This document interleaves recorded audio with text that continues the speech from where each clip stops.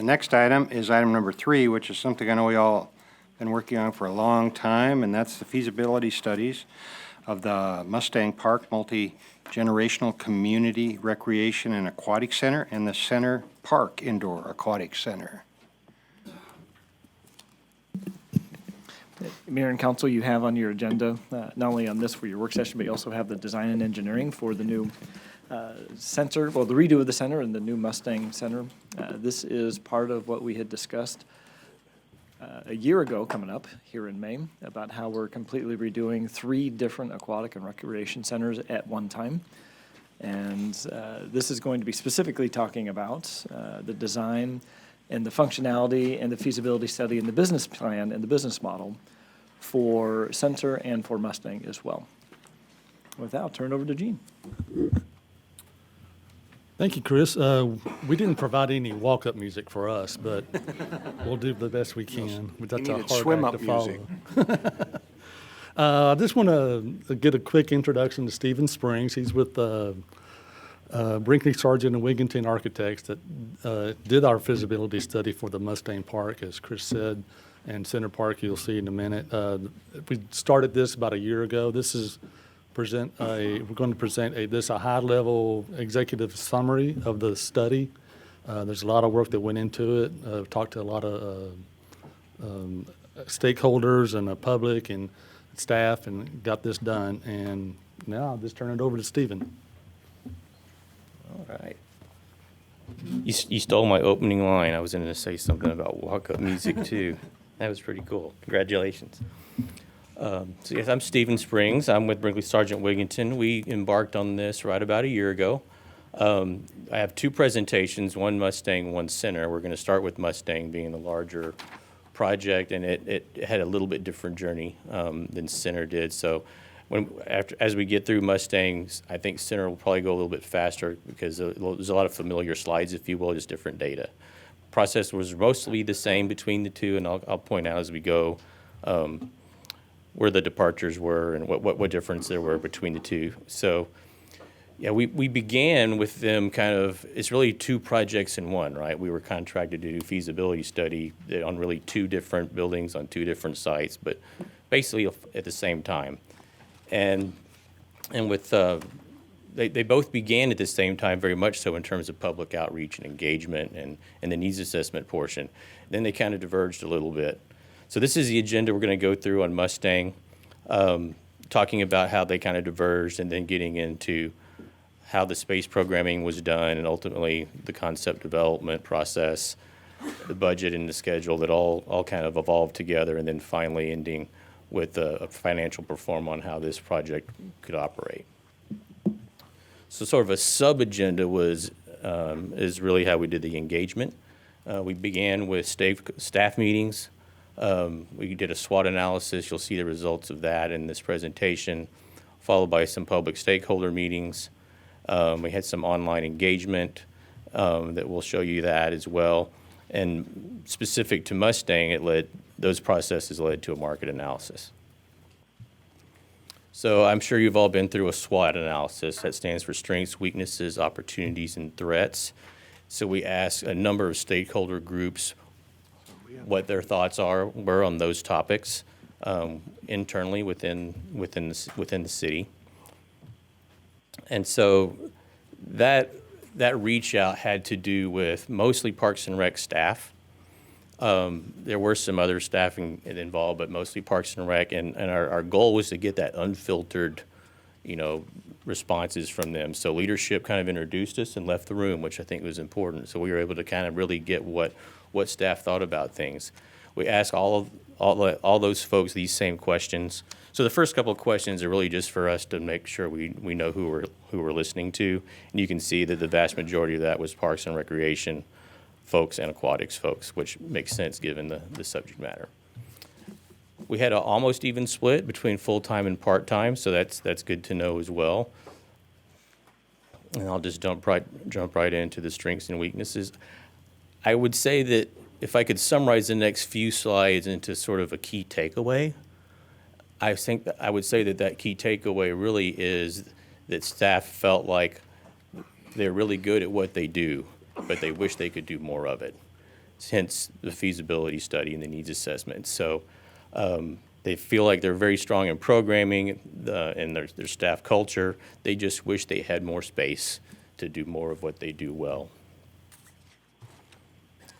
And the weaknesses kind of bear out that same kind of commentary, sort of inverse, if you will. They wish they just had more space. They're dealing with aging spaces, things of that nature. Opportunities, again, similar. They think there's a huge amount of opportunity in doing some upgrading and reaching a more diverse audience, getting more people involved in health and wellness. And in terms of threats, they really kind of feel like accessibility and safety, and I would say this is more sort of specific to this site. By safety, you may wonder what that means. That means they wish they had more training in how to deal with some response times if they need it. They wish they had cameras. It had more to do with the perception of safety.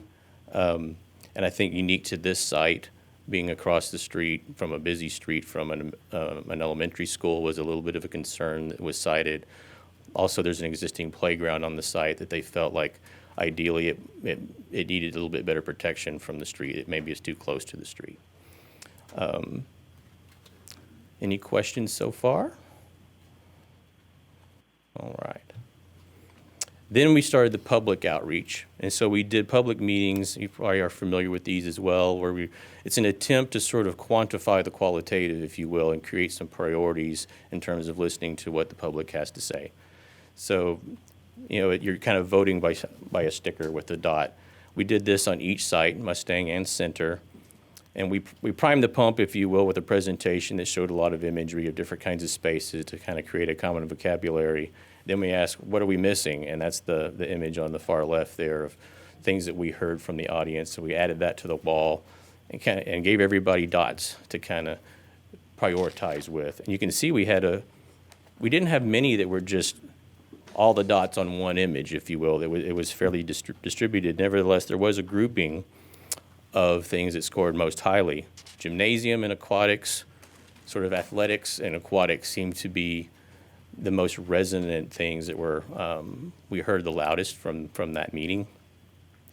I do want to point out pickleball in particular here. Pickleball was kind of scored towards the bottom, and that was a surprise. That's not something we expected to see. We see pickleball. Pickleball is the most quickly growing activity by far that we see. So that'll be germane a little bit later when you see our concept plan. There's a software platform called Social Pinpoint that we use to do online outreach. So folks who couldn't come to a public meeting still had a way to have their voice heard. This was hosted on the city website and was advertised on social media. Kudos again to communications folks helping us out there. You can see the statistics here. I won't read them to you. I will say that those numbers may look intuitively low to you, but I would say that's pretty much on par. It is sort of a challenge to get a lot of feedback on this platform, but this feedback did mirror what we heard in the public meetings. You can see aquatics, again, scoring very highly, just the need for space with general improvements in addition scoring very highly, and then it kind of tapered off from there. So we're seeing consistent things in our public outreach process. How frequently would you visit was a question, if there was if what you wanted to have built was built. And this one was a bit of a surprise. You can see by far the biggest response was several times a week. So that's pretty compelling. That really tells us that there's a lot of interest and need, and that a new facility would be highly used. Again, what services and activities would attract? Again, aquatics, sports, fitness, all those by far ranked the most highly.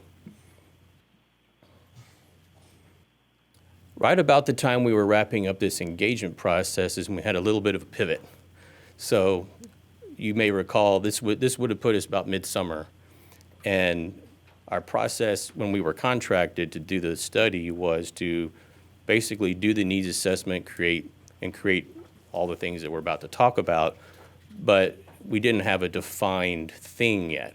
At this point in time, the decision was made to kind of define a budget for our team.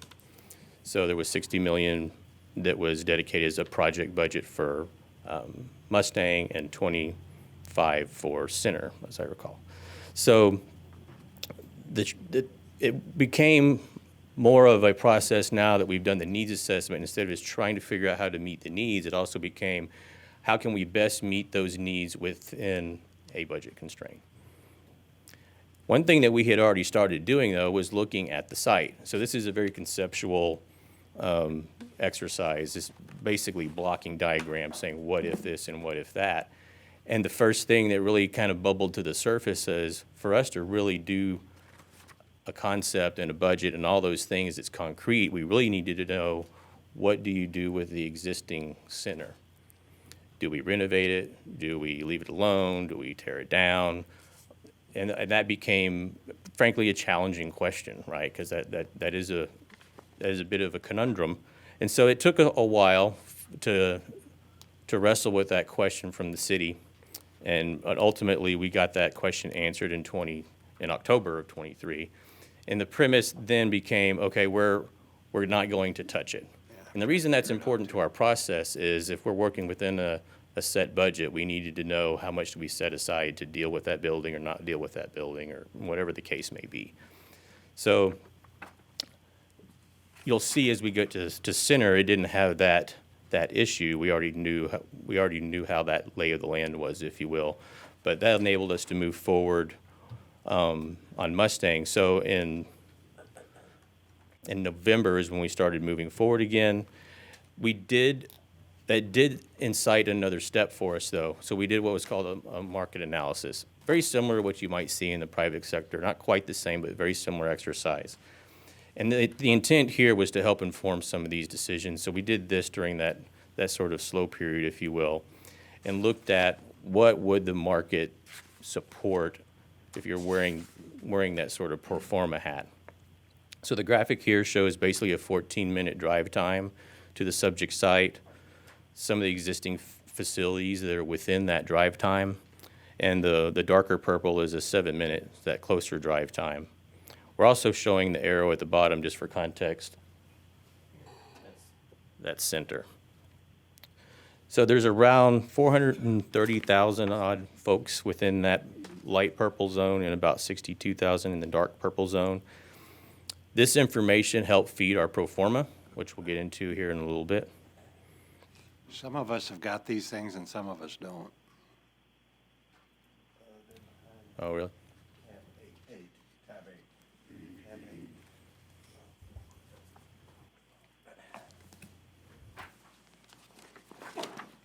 So we started over on 8.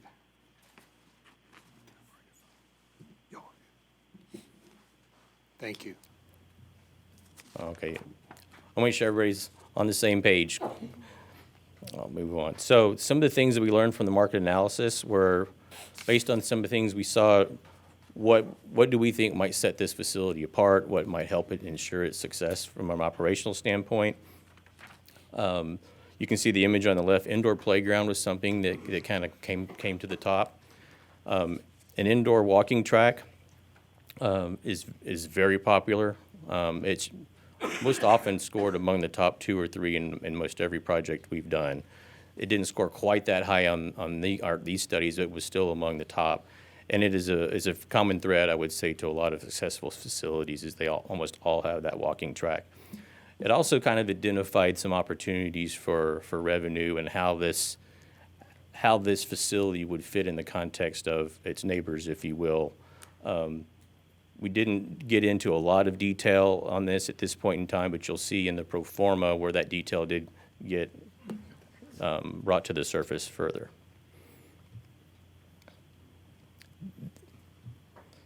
So then in November, when we were able to move forward again, we're looking at concepts. We knew that we had lost some time and needed to make up some time. So we did it through a workshop session where we could really dig our heels in and our sleeves up and work with staff to really try to fast forward this part of the process to get us to where we are today. Although the graphic you see here was one we'd already actually generated before that kind of became in hindsight, it was spot on. It looked at that original parcel on the south side as we were calling it the recreation zone, and the new parcel that was recently purchased on the north side is the new project zone. Those were sort of identified as very clear spaces originally, and that became really how we started looking at the project, with the decision being made to leave existing center where it is. So that workshops began to look at how would what we wound up calling phase one, which is that north parcel, how can we maximize that $60 million budget on that north parcel without jeopardizing any decisions that could be made in the future with the second parcel on the southern parcel, I should say. But how does all that interact, and how does that tee you up for future master planning? So it began to look at where parking would go, where the major components of the building would go, what are those adjacencies, and what are those connections. A good example from this particular view, you can see on the image on the right is kind of where we as a group kind of landed with all those adjacencies and concepts. Was at one point we had a roundabout. You can kind of see that in the middle here. But later on we realized we want to have connectivity through the park, but we don't want it to become a cut through. So you'll see that evolve from a roundabout to a T, so that we're forcing people to stop and turn and try to not make that park road become a cut through. You can also see on this image the along 635 there at the north. I wonder if y'all can see my cursor. There we go. This is an existing curb cut with a decel lane. It was quickly decided we should respect that. So that keeps us out of entanglements with TxDOT if we can leave that way it is. So that kind of became a premise as well. While we were doing that, we're working on the space program. I won't read all this to you, but if you have questions about any of them in particular, let me know. But we group them into components. We call them components, the major pieces of the building, and then all the subspaces for each component. So you have the common spaces, program spaces, all your admin and office support spaces, and then the more public side spaces, athletics, fitness, indoor aquatics, and a dedicated senior component. So a key part of this project is there is a senior dedication. There's amount of that $60 million is earmarked, if you will, for seniors. But the seniors do have access to the full facility, and that's a premise of a multi-generational facility as we're looking at. So that grand total comes to a little over 70,000 square feet. To give you some context of what that looks like, there was a focus on aquatics, as we mentioned from the get-go. Aquatics was a key component of the project, and so I wanted to show you projects that you're probably familiar with, especially Capel. That was one of the ones identified kind of nearby, the core. NRH Center, which is a bit, of course, to our northwest. Das Rec isn't local, but it's contemporary, and it had a similar size aquatic sort of amenity set to what we were discussing here. So I wanted to give you guys a sense of how what we're proposing for Mustang kind of compares to what we've seen somewhat recently in the market and somewhat a little bit older in the market. Capel opened in 2010, I believe. So the key elements are lap lanes integrated into a leisure pool with current channel and play area, a spa, and a water slide. Now, all those aren't necessarily completely baked in stone. We're not designing yet, but it gives us a square footage and a way to do costing and a way to do some of this initial pro forma thinking. Here is our conceptual plan as it shook out. Again, we were kind of maximizing that phase one on the north side. Here's where pickleball comes back. We didn't bake pickleball into the premise, but we thought it was good to bake it into a master plan. If budget allows, we were showing where it could potentially go on site, but we think outdoor pickleball is very much in demand and something the city should probably consider. You can see that loop road and how we changed it to disentangle it from the southern parcel, so the southern parcel could be redeveloped without impacting accessibility in the loop road for this concept. And maintains the southern parcel pretty much as is, so you're able to operate that facility entirely without disruption while you're building a new one.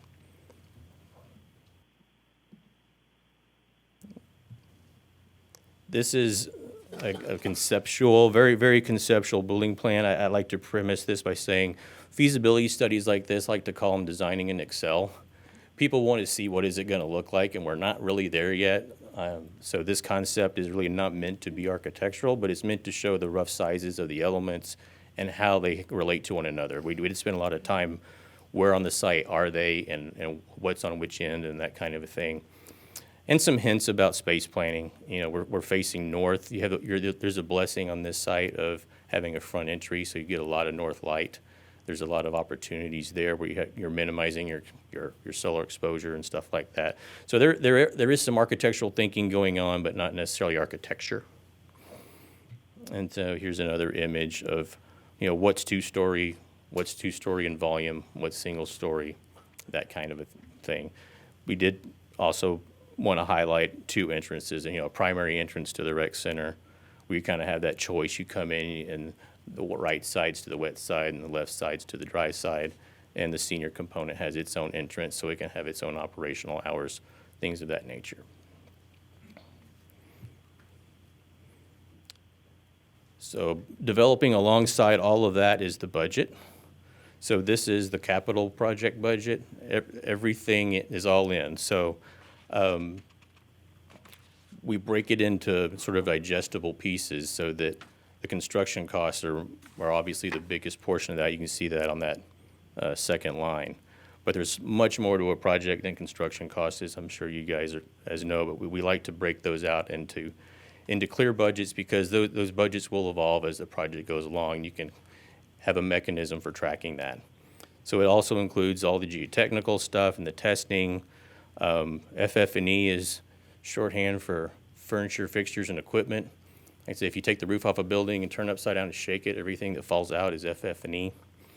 Then there's all the professional services required to design and open. We do include escalation in these budgets, so this is an escalated number as best we can guess. If there's any finance guys in the room that want to ask me about that, I'll just tell you that we were assuming 6% annual right now.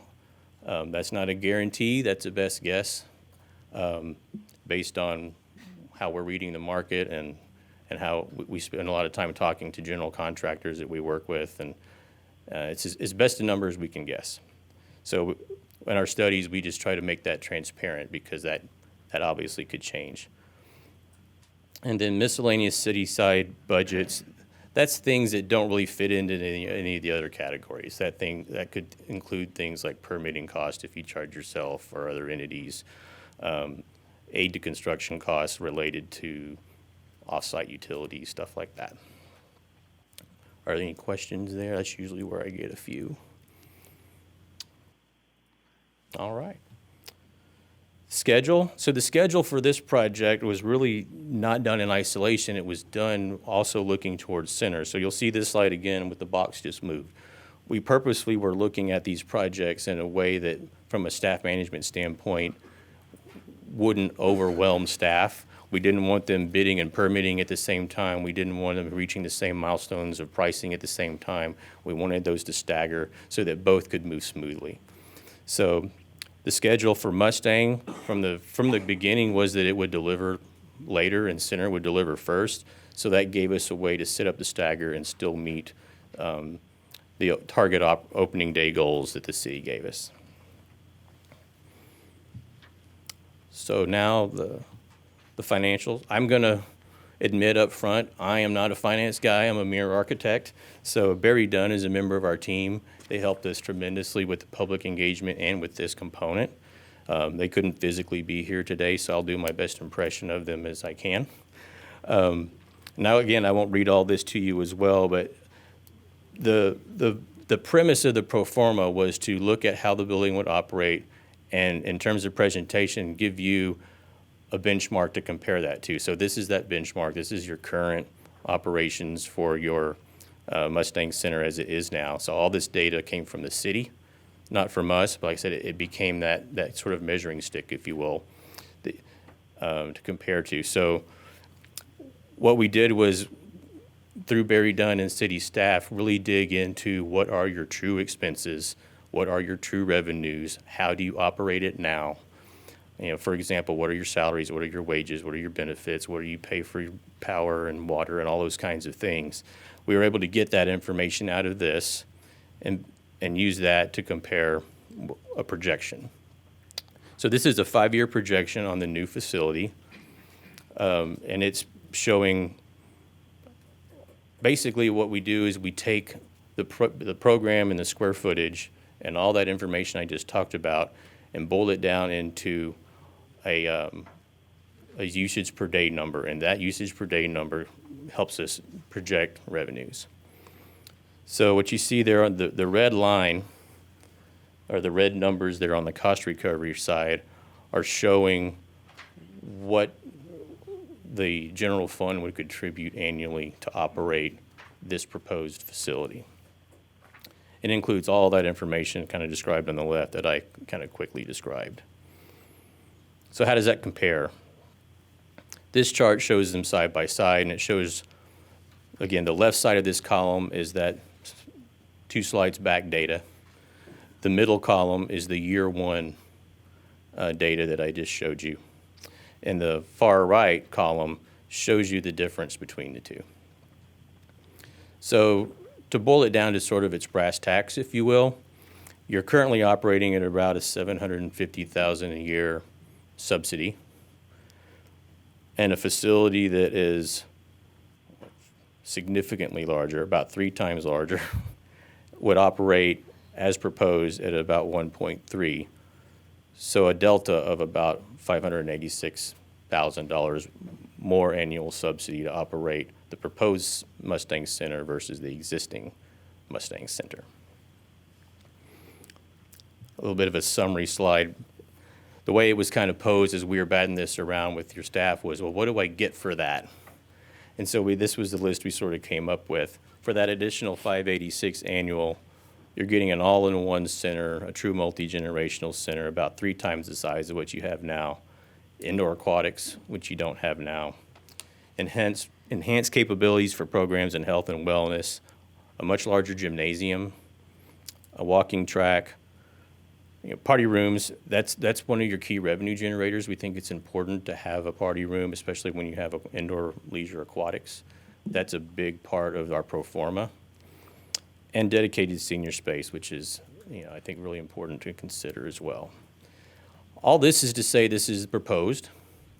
It's no guarantee, and it's certainly not something that is set in stone. As the project moves through design and construction over the next year and a half, whatever you guys think in terms of policy can adjust these numbers, and our team is available to help you guys if you wanted what if this and what if that and tweak any of those numbers. So it's a recommendation at this point and a projection at this point.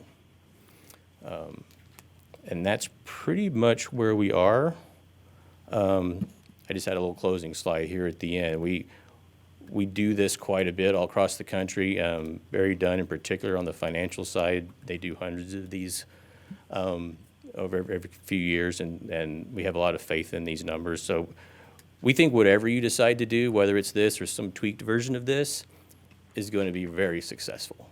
The market conditions and the needs are proving up that the needs are there and people will come. So we're very confident that it's a quality project.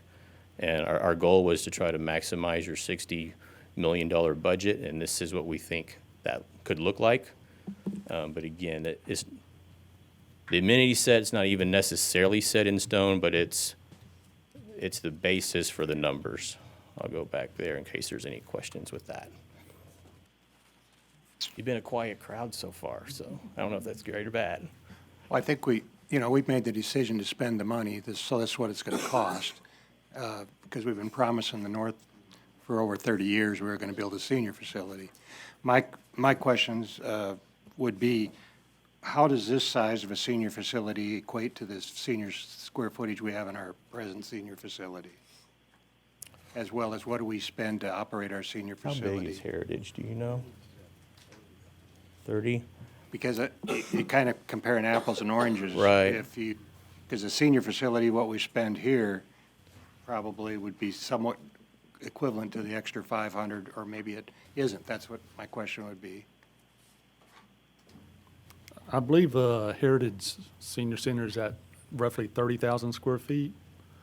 It's of course, that's an all-in building for the seniors. Right now, we have about 8,000, for this plan, have about my 8,000 concern. square feet of specific seniors. Of course, they could use all the fitness, all the gyms, the aquatics, and all that. Yeah. Mayor. So it's Yeah. kind of hard to compare apples. How much does it cost to run the senior facility there? I I'm don't have afraid those I don't. numbers, but we can get those too. Yeah, Okay. we can get that for you. Yeah, because, I mean, this is one I'm going to pay a lot of attention to because my neighbors have been asking for this forever. And in my little cul-de-sac of 15 people, all but 4 are seniors. And I want to make sure that we have the appropriate room for them, as well as the swimming facilities with where they have the water running against them so that they can walk through at a regular, Once we start actual design of the facility, we'll have lots of public input and engagement where we can get specific, what do you want Yeah, type of thing. This is a very global, spatial concept right now. and that's, my concern is it isn't big enough. When you look at the senior part of it and you look at the pool part of it that needs to be there, and I don't want to sell this thing short. In my estimation, if we've got to come up with another 5-10 million, we come up with another 5-10 million because we're only going to get this once. So we got to do it right. And I don't want us to be in a situation where we don't have the appropriate amount of room for our seniors, because you're going to want the separation. Well, yes, they can use other areas, but if there's kids running around or Christmas party or birthday parties and stuff like that, you can't have them running back and forth in between stuff. So Right. my initial reaction is that there's not enough room for seniors, and I'm concerned if the pool is big enough to incorporate all the things that we need. Okay, I think Mark was first. Yeah, that's a great point. I mean, we want to make sure we get this right and serve the community as best we can, all members of our community. On the bond commission a few years ago, we looked at different facilities and saw that similar ones were actually self-sufficient financially. In the work you've done at Barry Dunn, have you seen that in other similar facilities, that with the right pricing structure and making sure people are paying their fees and things like that, that it can be self-sufficient? Well, I can tell you that we've seen a broad range of cost recovery premises, if you will. Our premise on this one wasn't to try to push a lot of cost recovery. It does improve, but that wasn't necessarily a goal to try to maximize. We were actually charged with how well can we do with similar or even better, actually, rates from a patronage standpoint. So this is very conservative. I would say that one thing that I've observed doing this for a long time is that mature cities like yourself that have existing centers in operation sort of have the challenge of this is what we're used to paying, and so it's a little bit harder to ask for more. That being said, if you're building a shiny new object, that's sort of the best time if you're going to revisit a fee structure. Whereas most of the cities that I've worked with that have done a full cost recovery or near full cost recovery model, they're building their first center. So it's a new thing, and they don't have that sort of inertia to overcome that a more mature city has. We could definitely look at different fee structures depending on the goals that you guys want to set. I think we do. I want to look at different fee structures, and I know for the operating expenses, there's nothing accounting for building up any sort of funds for maintenance in the future. We do have that at the bottom. This line here, well, actually these two lines, do project, just there was sort of a rule of thumb, a repair and maintenance fund, and that ideally, after you get past year 5, that number probably becomes a bit larger. When everything's new, you're not having to do much, and then obviously it would change over time. So for the fee structure then, and looking at these different options at some point, then yeah, I want to see it, that we can actually build up monies to pay for that as well. The cost recovery model we do when we run into that kind of a target is, well, instead of targeting a 100% recapture rate, you might target, say, 102 or 103 or 105 or something like that to deal with basically your own enterprise fund. But that does have, fee consequences for sure. Brad? I think I mentioned this to Chris before, but we had problems when we were constructing Station 12 up there, and on the north side of this property fronting LBJ is basically a lake when it rains, and even when it doesn't rain. And so I don't know if there'll be need to be drainage considerations, but where the proposed parking lot is all where it floods pretty badly. So we're going to need to be mindful of drainage. Now, there's definitely water features up there that we can drain into. But yeah, all along where the proposed parking is where it floods, particularly in the top left area, the more western area, but even all the way down to the existing curb cut. Right. I foresee most people will be entering probably from Regent, because really nobody's gonna circle all the way down to Beltline to get in, and then probably exiting, people would exit the freeway mostly. So we're leaving the existing center. That's in sore need of a paint redesign or whatever, because it's got a gym in there. It's got what would be some redundant features. So I assume that'll be part of the plan of what are we gonna do with that facility, and maybe update it or whatever you wanna call it. Along the left side is effectively a cricket field right now. And then the volleyball is still very popular, the tennis, fairly popular. People walk around that trail, so that's good to preserve all that. I think people will continue to like that, but then putting the old facility to good use, or whatever it is we're gonna do with it. And then later on, I would like to talk, this is not necessarily for your input, but on kind of an emerging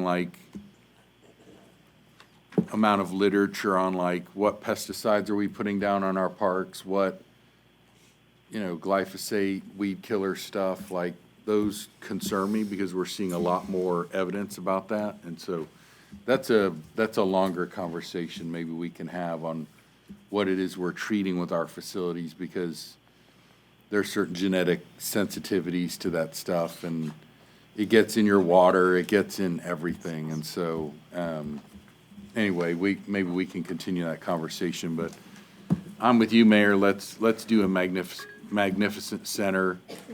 I do want to make sure people can afford it, though, because in reality, you asked, well, what does it cost the other ones?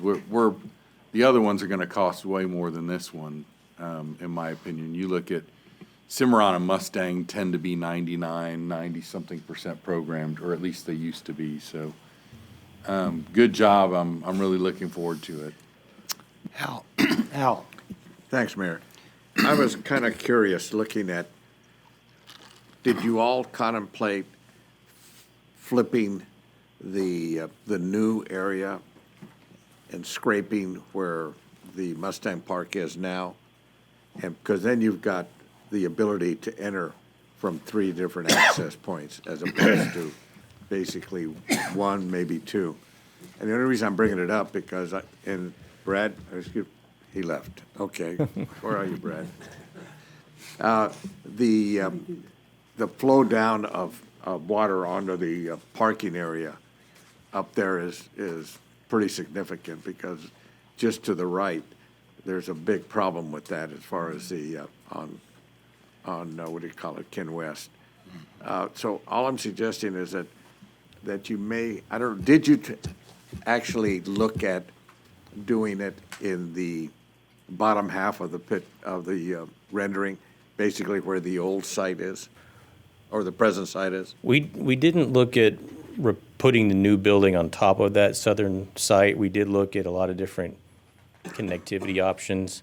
And the reason was, like I said, about this summer, the premise was to respect that existing facility. So that by definition placed us on the new parcel.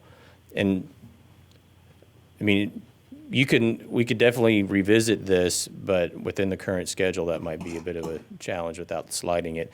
I would say some of the positives of putting it on the north side beyond, keeping your existing park functional was we thought there was probably a lot of advantage to having a presence on LBJ.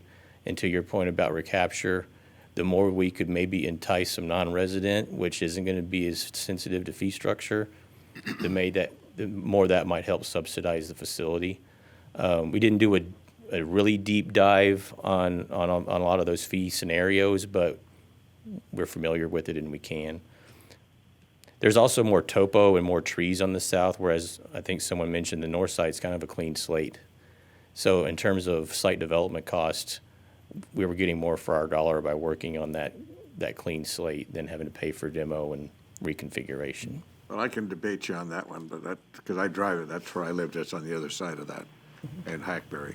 I guess what I'm trying to get a sense of is that we're going to put this kind of first-class effort in, then why isn't it more accessible to the community south, not 635? Because if you've ever driven the access road, it's no fun. Okay, so there's some interesting things that I kind of think you may want to Fair. look at, Chris, and just try to Right. play with some different. From an The second accessibility- thing that I wanted to bring up, Coming off of Ken West. yeah, and the second thing is that where you have fitness programs and you have aquatics, I would really think that it would be better for this, because I'm thinking of our senior citizen here in Heritage. They use the water feature a lot. So I would kind of like you to think about putting it there and flipping the fitness one out to where you have the seniors. And of course, primary or secondary entry, I mean, that can be handled easier. Probably better that you may want to make the primary where it is. But I kind of think we ought to give more flexibility for seniors to come in, utilize this facility, because that's the basic, Mayor, why we have the money to start this whole thing from the original bond, to have access directly to the aquatic side. And then the third and final is the parking. I assume that one of the reasons you've kept it the way it is because the parking is already in place where the existing location is. And so I'm wondering if we need to have two separate parking areas. And just me looking at it, because I see it every single day. And then the final thing is outdoor walking and or running, something that I think we need to look at. And I think people do like to walk the trails and all. But I also will say I like the idea, because we saw it when we went out and visited these other locations, the indoor track. The other part is, are we looking to elevate it, or are we just keeping everything at ground level? These are all me saying things out there for what it's worth, because one of the things I did see when we visited those sites, there was a lot of different applications, and I think you've obviously looked at them, but I'm giving you my personal impressions and opinions on some of this. I'm really looking forward to it. The good news is, if I get reelected, I'll be here when it's finished, on my way out. So all kidding aside, great start. I don't think you're done yet, for what it's worth. Okay, thank you. Kyle? Yeah, I have some concerns on your escalation percentages being 6%. As being council liaison to the Parks Board in the last couple of years, everything we heard was double digits, 1% monthly, 12% annual. That was told to us by different consultants when we were looking at Lee Pool. We've talked about doing some other buildings in the city, and those escalation costs are, 12 to 14% of what it is year over year on the cost of construction. So I just want to be really concerned about the escalation costs to make sure that we're as accurate as possible. And now that fitness equipment at Heritage is full every single day, and they're standing outside the door waiting to get in. So it's a smaller room. So, yeah, so I think this is a good start. I appreciate all your work and just letting us give you some feedback, but Thank you. no, A lot thank of you. great comments. Appreciate it. Chris? Thanks you, Mayor. Thanks, Mayor. Thank you, Mayor and Council. A lot of these issues, I definitely appreciate the feedback. You do have the design and engineering contracts in front of you later this afternoon as you go through the long agenda, and that will be up for your consideration for approval tonight. That's where we're really going to start rolling up our sleeves and hit these different design components. Definitely hear the accessibility from Ken West. Mayor, hearing your thoughts on the senior component, especially on the aquatic side. I think there's going to be some capital, physical components we can definitely do. For example, here at Mustang, we are adding in a spa that is not down at Center because that's going to be more of a senior component, having that spa. We can look at those other resistance type components as well. I think some of those senior components can also be managed through programming to, again, create that more inclusive where during the day, during the school times, when there aren't going to be as many kids there, we could definitely program that for more of the seniors. So some of that can be managed, I think, through programming, but we can definitely look at some of those design components. Also agree with you, Kyle, on some of the escalation issues. We're hearing 10, 12%. We'll definitely refine that number, and I think once we get some of these final design components in and we start going out to bid, we'll really know. The main focus here that we were looking at, and what I really appreciate about the team's efforts here, is what are those spacing elements that we're looking at? And from a business model, and this gets, Mark, to your point, what is that from an operational perspective going to look at? We came up with, and you all have initially approved on the capital side, building the thing. As a city manager, I wanted to make sure that you as a council knew our best guess right now of what it's going to cost to operate the thing. Capital's one time, especially up front. Operations is ongoing. The cost recovery model, Mark, is going to be a very interesting conversation. And I really do appreciate the comments that were made. There has been a standard set with our recreation programs. In fact, I would go back to some of the, I'll say, conversation that occurred when we looked at raising with our new fee structure, some of the facility costs that even our outside organizations use our facilities for, and some of the significant conversation that occurred with that. So there is an expectation there of some sort of cost for each one of these programs or memberships that we've established to a certain degree as a city that may have already created an expectation of what a new center may still have. That's going to be an important conversation. As a city manager, from a business perspective, I'm looking at always the worst case scenario, that as we look to build these things over the next 2 years, we will be setting operational dollars aside in advance, just like we do with our fire stations, just like we have done with every other capital facility that we've built that requires additional personnel and additional operating costs. We set those aside in advance, and we use those for one-time dollars in advance while we do that. I will be proposing to the council that we do the exact same thing here, that we set those dollars aside. We have about 2 years, 2 fiscal years to set these operational dollars aside.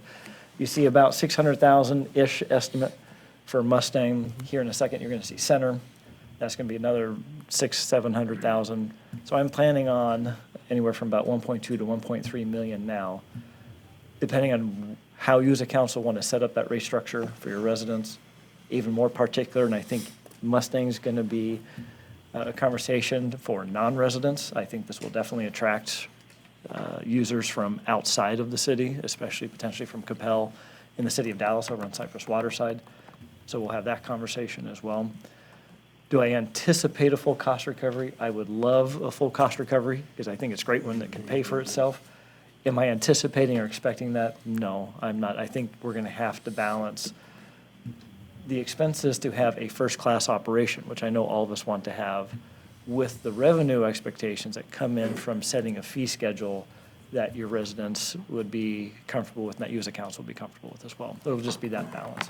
And how we set that up, we can continue to have those conversations. But from an operational perspective, I will be proposing in the upcoming budgets, now that I have an estimate, setting aside those operational dollars in advance so we have that ready to go when we make this decision. And then if we have more of a cost recovery, we can then use those dollars for other things in either Parks and Rec or somewhere else. But I'm going to be planning on worst-case scenario and setting those dollars aside up front. Great. Kyle and then Al. Yeah, on your space program, on when you did the thing, I don't see anything that's ADA specific. How do you work that spacing in on the ADA side? It's just baked into the space. I mean, everything has to and should, be accessible, of course. So it's baked into the spaces.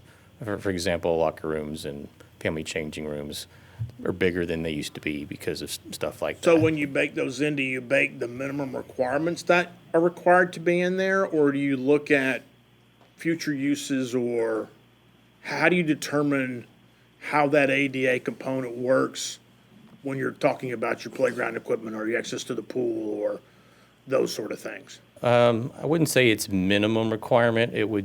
Most of our space programs, like you see here, these allocations, NSF means net square feet. So Yeah. each of those spaces is based on like real spaces in contemporary facilities. So we don't really think about ADA as a layer. It's just part of everything we do now. Okay. And then if you're not familiar with the circulation factor, this is sort of a catch-all category that captures everything that's not listed above. Okay. Wall thicknesses, corridors, elevator, all these kind of ancillary little spaces, and that's a percentage that we use. You may see other architects use a different percentage. Some of them take it up to 25%. We use 22 based on our historical knowledge. After we do a project, we go back and we analyze what's called the efficiency of it, and what is that circulation factor. And we find in recreation centers, there's so many very large spaces like pools and gyms that you're able to discount that circulation factor just a touch. So that's how we come up with 22. And that would capture some of the stuff you're talking about as well. Yeah, I just want to make sure as we talk about the seniors, we've done a very poor job, I think, of having ADA built stuff. We built some long ago. That way, especially as we get an aging population, that we don't lose sight of that either and just build it for, and make sure we keep the need of the ADA folks and the ADA requirements, and we just don't minimally meet the requirements. It's my concern. So, thank you. Al? Thank you, Mayor. Just a thought. I'm looking at the plot again and knowing the area pretty well. I mean, if we're going to try to maintain the existing gymnasium in that area, I'm good with that, because I think, even though I think we put money into a new roof there, if I'm not mistaken. But did you look at turning 90 degrees, the new section, and bringing it down laterally so it's a 90 degrees, so that you're catching all along the Kin West? Well, you still have the ability to use the existing, but you do some different kind of configuring where you still maintain where you are, and then you just bring it 90 down and laterally. It's just a suggestion. It seems. Are you talking about here? What's that? Are you talking about here or No, here? no. The the new right. building, actually, if you take the building and sort of Over turn here. it, Just turn it 90 and turn come it 90 south. degrees, if you just like take the existing building that you have designed there, turn it once, 90 degrees to the left. I would and fitting say- it vertically as opposed to more And horizontally. then you could if I put the understand. parking to the, I mean, I'm not telling you how to do it, but I'm just suggesting that might be a way where you save the existing buildings as well. Okay, I can for tell what it's you worth. if there's we looked at everything when we were doing this. That was when we were doing the sort of what ifs that you're talking about. Now, could it change? Absolutely. Once you get your new designer on board, I guarantee it'll change from a feasibility point of view. So this isn't set in stone. I think It's okay. a lot don't of go any times farther. computer graphics Made my make things point. look more real than they are. Suggesting. But it's the basis of doing all the math. You have to have some basis for the math to get to a point, and that's where we are as of now. I'm considering the math.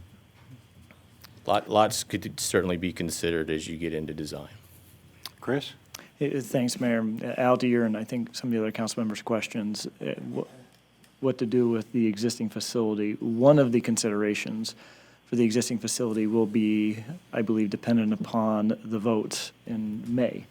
We had talked about having a North City Hall community type component, and we feel that the existing building could be retrofitted into that type of service. So we're waiting to see what happens there.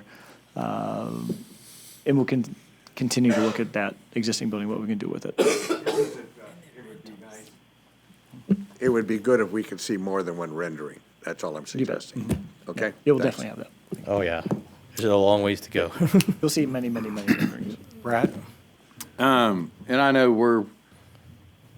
we're gonna vote on the agreements to move forward, I think. Yeah, I mean, it's absolutely good. I will guarantee you, though, what you mentioned earlier, roundabout or no, this will be a cut through because you have to go so far out of the way to get to LBJ from there. And this will put you on Olympus, so we need to be cognizant of that. Like, people are gonna be cutting through here regardless of where the access is. So that's just a thought when we build it for road or whatever, because it's going to happen. Because this will put you right on Olympus instead of having to get stopped at Mustang Pass over there. Yeah, we really struggled with that when we were laying this out about how convenient to make it or to not make it. And, you know, everything you're describing is true and everything you're describing is true about you want people to be able to get to it from the south. So there's a lot to think about there for sure. And getting your traffic folks and transportation folks involved would be part of that, I'm sure. Yeah, I think that's going to be one of the challenges. It may be in the best interest, of course, we don't want to tear out those trees, but just have a direct connect right through along the property line that goes, so it doesn't even go through but it just goes straight up and connects to the other. And people want to use it, they can use it without going through the whole facility. But yeah, and again, my only concern is we tend to not realize how much use there will be in these areas. It started out when we built a 10,000 square foot library and rented it and grew out of it, and then we built a 20,000 with another 10,000 or whatever. We had an extra 10,000 on the last one, of which, and you have waiting lines. So this is going to get used, whether anybody realizes it or not. I will venture to say we serve about 65 to 70 people a day for lunch here. I think that number will double or triple up here because you have a senior population that will utilize it. And that's my concern. I think they'll probably use something. I think while the swimming pool is one thing I'm concerned about, I'm also concerned about enough space for them to gather because there's not a place up in Valley Ranch for I'll just say it, the Indian community to gather. And they will, I mean, K.O. shaking his head. I mean, once they have a place this close where all their families can come together, the guys can get together in the morning and have coffee and stuff, this is going to be a hot spot. And so I just want to make sure we don't cut that short. Thank you. It looks great, though. Great, thank We you. appreciate all your work on both. Y'all want me to jump to Yeah, center? center's next. Yep. And in one of the limiting considerations was we were trying to keep it in that 60 million to 62 million price range. And all the components you're talking about are very important. Well, and I think Maybe to your Chris- point, it may just increase the cost, but we'll come back with that. No, but I think to that point, Chris, though, we may need to look at it for the building being able for future expansion, like we did the library and things of that nature, so that we may not be able to pay for it now, but if we have the ability to extend it in the future. And you gotta be Kyle. careful because their needs are gonna change over the course of years. You know, I have a concern about, in NSF again, is the test kitchen. You have a great opportunity to be able to provide meals and have, cooking classes in there to be able to teach people how to eat nutrition so you can fight poor nutrition in the city. And so it goes back to that NSF, what do we want to put in that class? Because we have a number of, low-income residents that, even from 7503 and 75039, that we have the ability to program and put things in there to where you can teach them, provide them food to do those sort of things.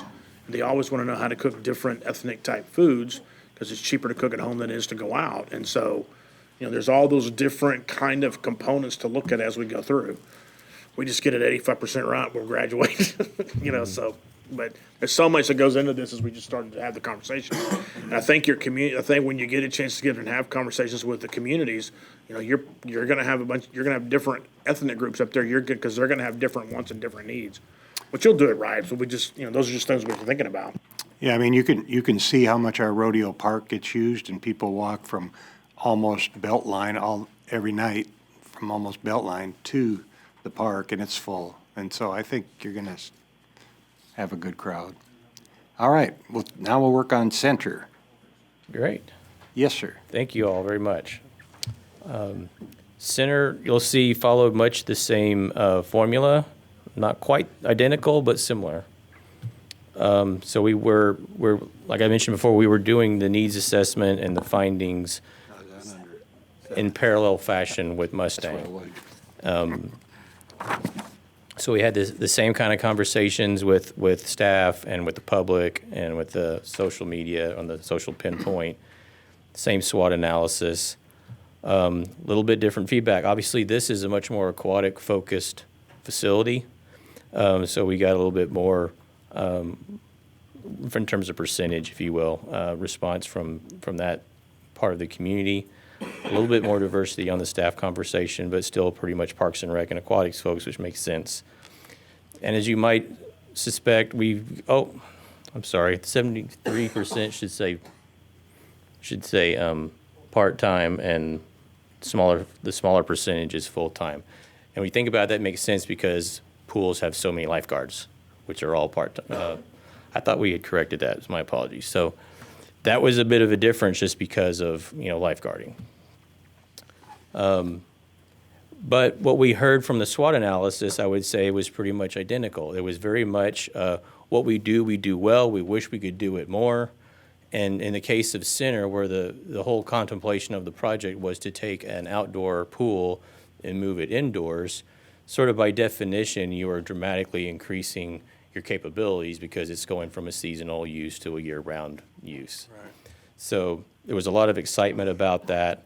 And anyway, the comment about, well, our existing facility is old and worn out, we all kind of knew that, but that was everybody's concern, and how do we address that? Opportunities, again, and strengths were following all along those similar lines. And the voting block, if you will, the math is pretty much the same as what we saw at Mustang, just water focused.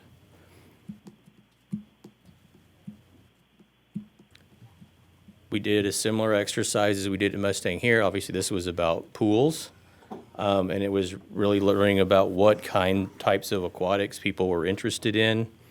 And even though some of the images or show outdoor pools, it was really more about what's the type of body of water.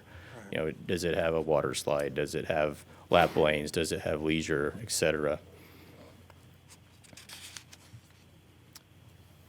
And so at this point in time, we were still getting a lot of feedback that were not necessarily indoor focused, like you see cabanas were at the top of the list.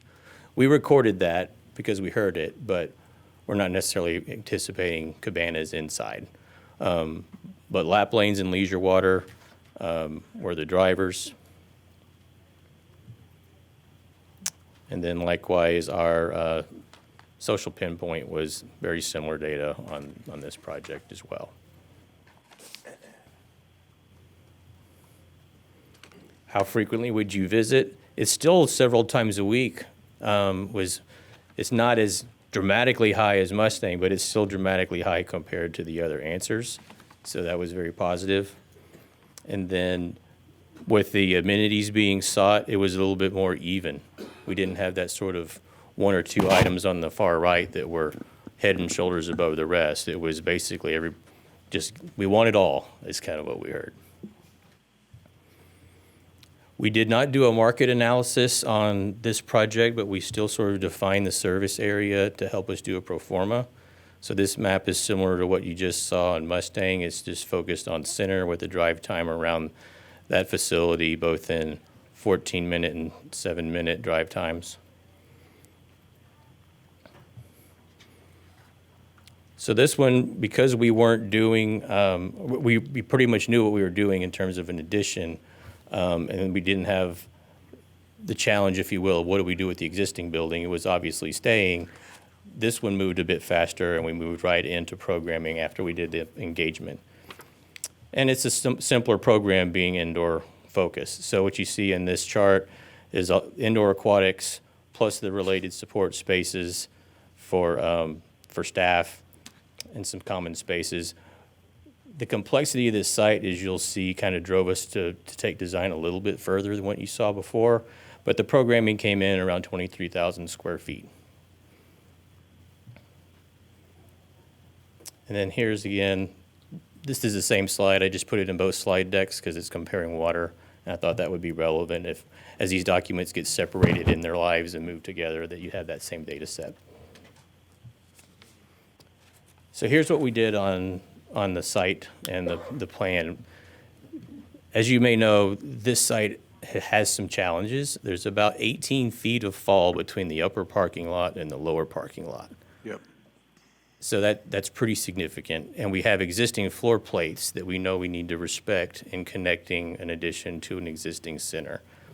So for us as professionals, we felt like we had to get past this sort of ice cube massing diagram that you saw on Mustang as a concept and take it almost to a schematic design level, because we really wanted to make sure what we were proposing physically kind of worked before we started really trying to do all the rest of the math, if you will, and get into pro formas. So what you see here is our very first initial concept on the right, where we got with your development services staff and talked about parking, and if we're adding X amount of square feet, what does that mean? So we're thinking about parking and how does that work? This building was also challenged with kind of having a little bit of a schizophrenic front door. If you're not familiar with it, all the parking, or not all of it, but the vast majority of the parking is on the south side between the building and the creek. But what's really kind of viewed as the front door is at the north entry right here. Right. There is a lot of parking on the street and a drop-off right here now. But in effect, what happens is this gets so congested and overparked right across from single family that we envision this building, this addition, creating an entirely new and obvious front door and put it on the right side of the building if you put it on the south side. So we're envisioning it not just being a pool added onto a building, but really a whole new face to the building and a whole new way to kind of improve that parking situation. So you see that kind of blow up on the bottom left, and I'll enlarge it, but I wanted to point out a couple other site things. We're trying to do the best we can in this scheme to respect the hill and to respect existing trees. We're obviously going to lose some to gain parking, but these are real trees that off our site survey that we're trying to make sure we're respecting what we can. There is an existing tennis court sitting right here, and we're proposing just to relocate that as opposed to eliminate it. So that's built into our current budget. This drop-off, or not drop-off, this is currently parking for the entrance to the pool, the existing pool. We're proposing that kind of become like a service drive, and that's where we would deal with chemicals and such for the new plan.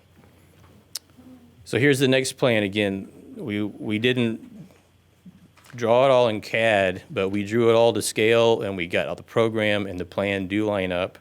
And you'll see that we even went so far as to, where'd my cursor go? There it goes.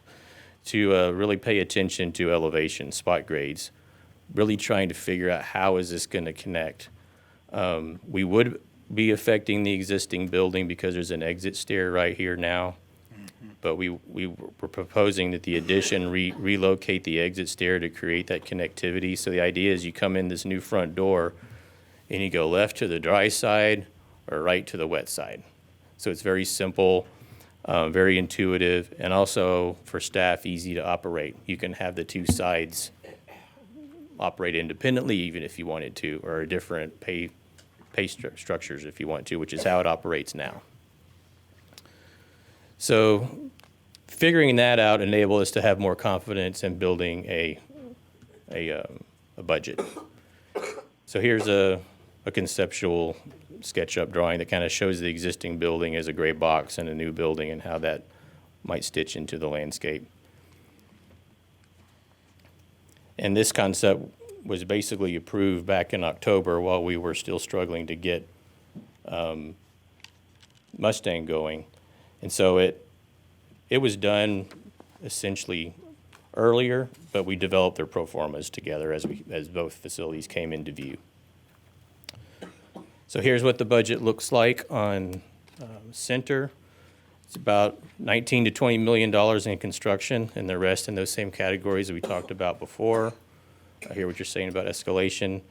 If I knew the answer to this, the right escalation number, I wouldn't be doing this as a living. I'd be an economist and trading stocks in New York or playing cards in Vegas. But I agree. If you wanted to be more conservative in that's fine. We would probably just figure out what to pull back on to create that safety for you.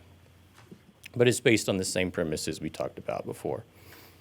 Again, this is the same schedule that you guys saw before, but it's just showing Center Park instead of Mustang and how it's in front. You know, we were able to leverage the fact that we had already done a fair amount of design work as part of the study to shorten the duration of schematics. So we're really looking forward to hitting the ground running, hopefully, on that very soon, and try to keep this on schedule. Operationally, the distinguishing thing between Center and Mustang is that this pro forma is not the whole facility. This pro forma is Aquatics, because right now Aquatics is its own operation at Center. So that's the lens we're looking at this on. It's not looking at the dry side. But the same processes, you know, the same data sets in terms of what you pay your employees and their benefits and utilities and all that goes into what we have as expenses and then anticipated revenues based on same conversations that we had at Mustang. The difference, I guess, about Center is we were looking at recommending like day passes and punch passes as ways of using the facility. So these assumptions are baked into the revenue model. To your point about, like we spoke earlier, if you adjust these numbers, you're dramatically affecting your revenue side of your pro forma. But using what we know now about how you operate and what we see as sort of the tolerance, if you will, for change, this is that 5-year look ahead. And it's reflecting cost recovery, actually improvement over what you have now. Where is the number? 767. Let me go back. Yeah, 767 as the subsidy. So here's the chart that puts it all together again. So the existing pool on the left, that's your basically your water area, I guess water and deck. And then the middle chart is the new facility at full size, if you will, and comparing the delta. So your total subsidy now around 200, your new subsidy around 768 means based on this pro forma, you're operating at a subsidy of around 570. No, we didn't try to hit those the same. That's just how it happened. Same kind of summary slide. Try to show some more imagery here of what we're talking about when we're talking about indoor water and the amenity sets of play structures and pools and lap lanes. The big benefit, like I started off with, is just going from a seasonal operation to a year-round operation. That's just a dramatic change. It's about time and a half bigger. We do have party rooms in here. That has a big help in terms of revenue and what we have on the pro forma. And really, it reinvigorates that site. It is, demonstrates a significant investment in that community and on that site, and gives the whole. Even though we're minimally touching the existing building, it's not in the budget to do much to that existing building. It will still have a very dramatic effect in that park, and I would expect a dramatic effect on the usage on the dry side, even though we're not remodeling the dry side in this number. So any questions on center? I know it was a lot of the same process, but a little bit different data, but we're excited about it and confident that it will be a very successful project as well.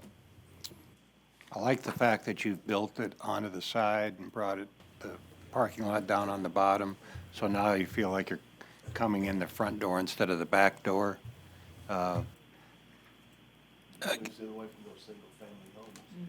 Yeah, and that opens up that street across the way for that.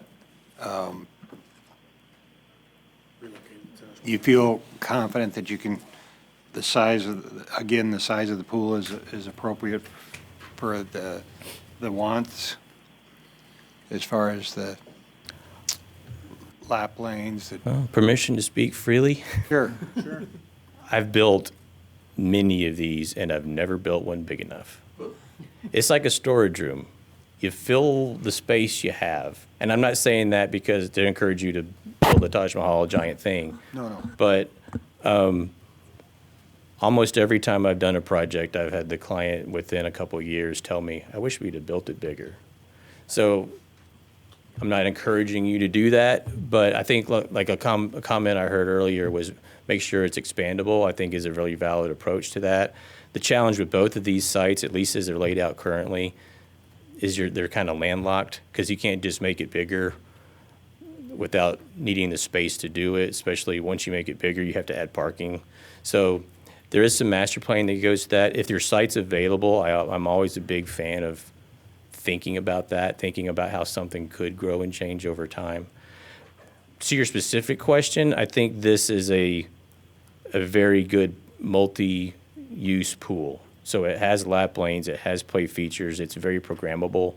So exactly what Mr. Hillman said was how you program it is going to be how you leverage it. Okay. You can have different people using it for different different reasons at different times. And having a very flexible pool like this one and the one we have in Mustang will enable you to reach so many more people because of that ability. And I think, this one's closer to the senior center that already has a swimming pool for the seniors, so I think you're probably good with your size. That's why this one doesn't have the spa that the Mustang example had, is because it's already there nearby. Yeah, and we should take some up here too. Keep the folks coming from Lee, shouldn't keep them, but we'll have options. No, Those they- close to Lee will stay at Lee. They can go either way. During the summer. There was a desire to keep these amenity sets similar enough that hopefully we don't get into, well, why do they have this and we don't have that, We'll get that anyways. It's okay. but not necessarily identical. You can't overcome that. So don't worry it's about it. We've tried for 120 years. Right. It's a needle to thread, right? So we did our best to manage that line. Okay, Brad? Yeah, you guys, Mayor and Kyle, those are my comments too, is keeping in mind, we've got more of a wealth of pools around this facility. Although you're right, so my preference is when we get to programming and things, is that this be more that youth element with the parties, because this is part of the promise we're making, and those other pools, one other one going away, but having this facility to me, which will be even better. But we do have senior pools not too far away from here. And then the other comment, because I think it's important, I think it looks like we've done a good job, but we can think about, whatever trees we take out, maybe we can put in somewhere else, or the best we can, because this is a wonderful forest. Beautiful park. In this park, it's, one of the things that just, it's shaded, it's so beautiful.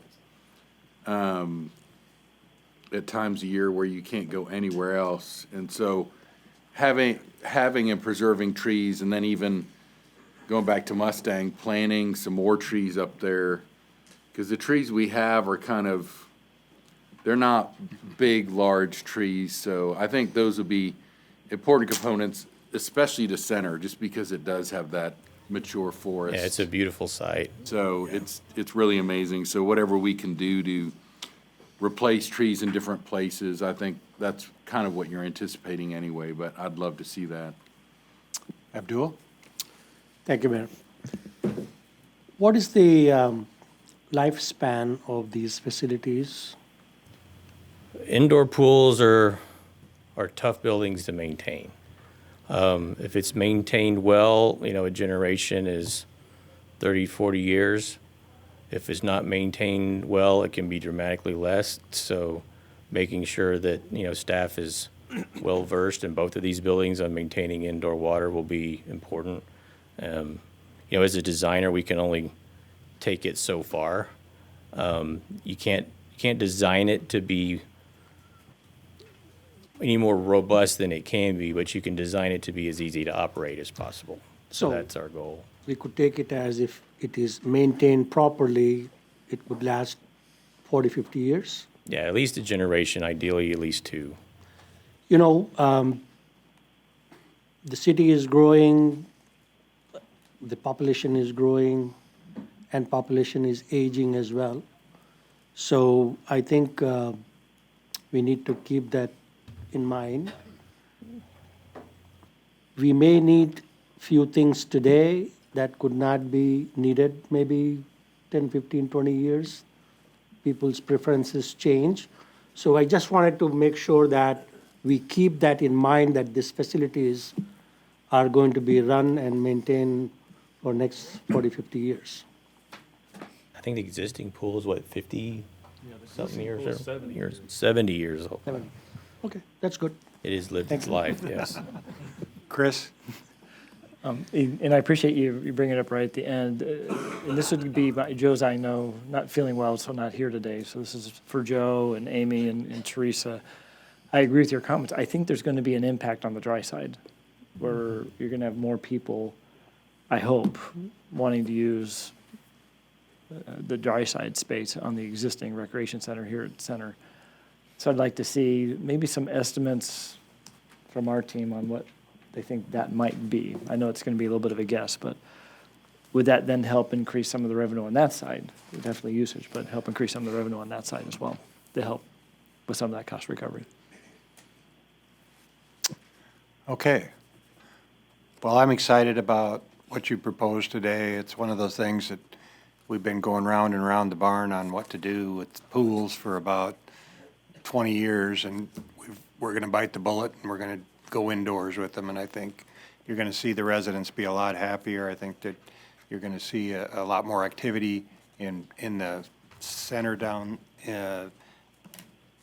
that's already existing. I know you're going to see activity in what's going to happen in the north, and I know sometimes it takes us a while to catch up with our neighbors with certain things, but I fully believe that once we get these two facilities done, as well as the new pool we're putting in, as well as we just redid the locker rooms and stuff at the senior facility, and of course then North Lake, we should have the aquatics covered pretty well across the city, and I think it's something we can all be very proud of in the next 3 to 5 years. So I'm excited.